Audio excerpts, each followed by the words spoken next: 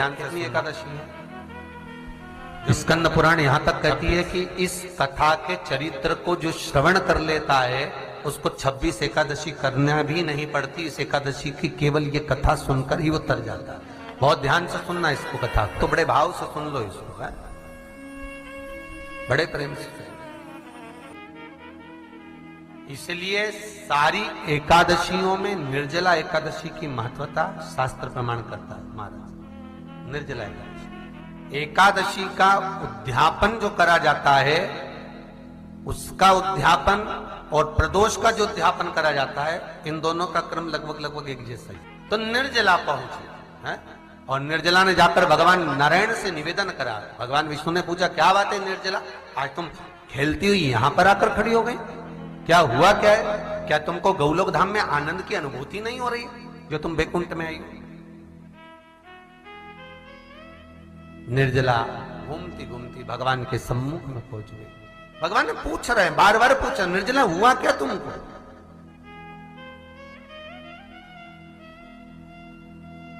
ए निर्जला, ए एकादशी, हुआ क्या है तुमको? क्या कारण है तुम्हारे यहां आने का, बैकुंठ पहुंचने का? बहुत ध्यान देना महाराज। शास्त्र कहता है सोमवार, मंगलवार, बुधवार, गुरुवार, शुक्रवार, शनिवार, ये देवता वो देवता सबके व्रत कर लो, सारे व्रत कर लो, पर ये व्रत आपको परमात्मा के धाम तक लेकर नहीं जा सकते, क्योंकि इनका जो पुण्य है वो मृत्यु लोक में आप थोड़ा सा भी गलत करते हैं तो पुण्य समाप्त हो जाता है। पर हिंदू धर्म के 3 व्रत ऐसे बता दिए जिन व्रतों का पुण्य समाप्त नहीं हुआ।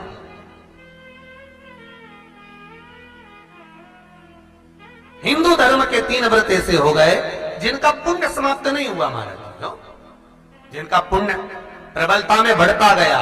पहले नंबर पर एकादशी, दूसरे नंबर पर प्रदोष, और तीसरे नंबर पर शिवरात्रि। एकादशी भी 26 है तो प्रदोष भी जम के बोलते जाओ 26 है। शिवरात्रि केवल 12, केवल 12, और अगर अधिक मास की पड़ जावे तो ये 13, पर अधिक की आय तो 13 है। तो यहां शास्त्र कह रहा है कि 3 व्रत हमारे यहां जिनका पुण्य समाप्त नहीं हुआ, जिनका पुण्य प्रबल हुआ, बड़ा। इसलिए आज भी माता एकादशी का व्रत करती है, और एकादशी का व्रत कर कर अगर कोई जीवात्मा को देते हैं, कोई मर भी गया तो उसको एकादशी का दान देते हैं। एकादशी का उसको दान दिया है। महाराज निर्जला खड़ी है, पूछा क्यों आई हो, क्या कारण?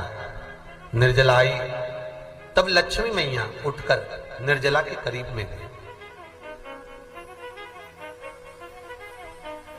निर्जला बहुत सरल थी निर्जला। कहते हैं कामा एकादशी सबसे लंबी है। कौन सी एकादशी? कामा। फिर मोक्षदा उससे नीची है महाराज। और निर्जला जो है बिल्कुल छोटा स्वरूप है। निर्जला का मतलब देखा जाए तो केवल 2 चोटी करी हुई है। मस्तक पर भोर लगा हुआ है निर्जला के, माथे पर बिंदी लगी हुई है निर्जला के, सुंदर गले में तुलसी की मालाएं पहनी है निर्जला, हाथ में जो हथ फूल जैसी माताएं पहले पहनती थी, आपको ध्यान में होगा, ऐसा बड़ा फूल होता था, अंगूठियां पड़ी होती थी, हाथ में ऐसा लगा रहता है। तो निर्जला हथ फूल भी तुलसी के धारण करी, बड़ा सुंदर स्वरूप है माता निर्जला का महाराज। छोटी है तो माता लक्ष्मी उनके पास में गई और निर्जला से जाकर पूछा, निर्जला तेरे आने का कारण क्या है, तू बता। नारायण आपसे पूछ रहे हैं कि क्यों आई हो, किस लिए आई हो, क्या है तुम्हारे आने का कारण? निर्जला ने कहा, मेरी विनती केवल इतनी सी है मां, कि मैं ये चाहती हूं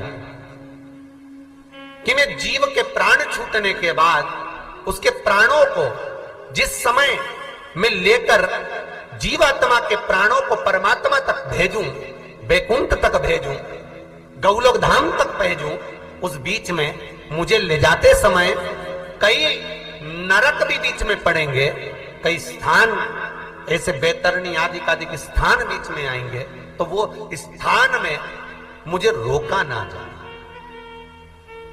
मैं सीधे भगवान के धाम पहुंच जाऊं। ऐसी कृपा, ऐसी दया।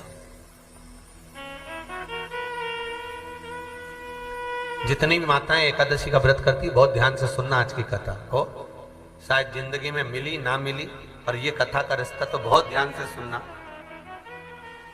स्कंद पुराण यहां तक कहती है कि इस कथा के चरित्र को जो श्रवण कर लेता है उसको 26 एकादशी करना भी नहीं पड़ती। इस एकादशी की केवल ये कथा सुनकर ही वो तर जाता है। बहुत ध्यान से सुनना इसको, कथा को। सबसे पहला नियम एकादशी व्रत का, सबसे पहला नियम है कि आप जिस दिन व्रत करो उसके एक दिन पहले भक्ति का संचार इस हृदय में करो। भक्ति का संचार इस हृदय में कर लीजिए। जिस दिन आप व्रत करो, जैसे एकादशी का व्रत कर रहे हो तो दशमी के दिन शाम का समय जब आवे, रात्रि जब होने लगे, शाम का समय आवे, और रात्रि का आप जब भोजन ग्रहण करो तो उस भोजन में कोई ऐसा पदार्थ ग्रहण मत करिए जिस पदार्थ के कारण आपकी एकादशी बिगड़ जाए। कोई बेकार भोजन में ग्रहण नहीं करना, श्रेष्ठ भोजन ग्रहण करिए दशमी। और एकादशी का दूसरा नियम बहुत ध्यान से सुनिएगा। जिस दिन आपकी एकादशी का व्रत हो उस दिन प्रयास करिएगा कि अपने हाथ से किसी भी वृक्ष की कोई पत्ती टूटे ना। अपने हाथ से किसी भी वृक्ष की, पौधे की, किसी भी वृक्ष की पत्ती अपने हाथ से ना टूटे। बहुत ध्यान दीजिएगा महाराज। एकादशी का ये दूसरा नियम है कि अपने हाथ से किसी पौधे की, किसी वृक्ष की, किसी डाली की कोई पत्ती टूटे ना, कोई पत्ती ना टूटे, इसका प्रयास करिए।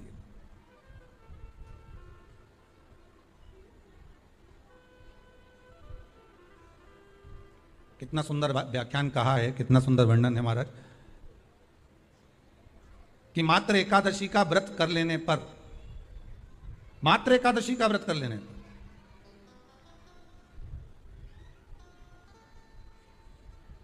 जो पूर्व में किया गया हमारा पाप कर्म है, हमने किसी जीव की हत्या करी है, हमने किसी को कष्ट प्रदान करा है, हमने किसी को अपशब्द कहा है, हमने किसी को ताने दिए, हमने किसी को आड़ा टेढ़ा कहा है, हमने किसी को गालियां दे दी है, मात्र एकादशी का व्रत ही कर लेने पर ये सारे जो दोष हैं वो समाप्त हो जाते हैं। सारे दोष हमारे समाप्ति पर आ जाते हैं।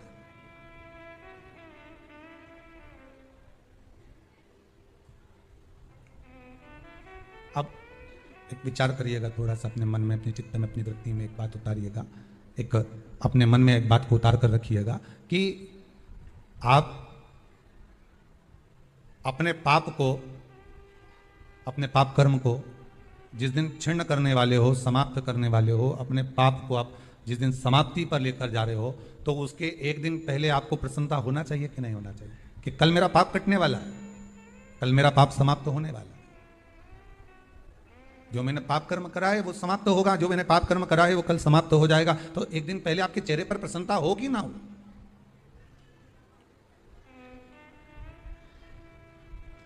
और चेहरे पर वो प्रसन्नता आपके आना चाहिए कि कल मेरा एकादशी का व्रत है, आज दशमी है, कल एकादशी का व्रत है, तो कल मेरी जब एकादशी का व्रत रहेगा तो मेरा ना जाने कितना कितना पाप, कितना असत्य, कितना कितना झूठ, कितना कितना प्रपंच वो समाप्त हो जाएगा। इसमें मुझे प्रसन्नता हो, इसमें मुझे आनंद था।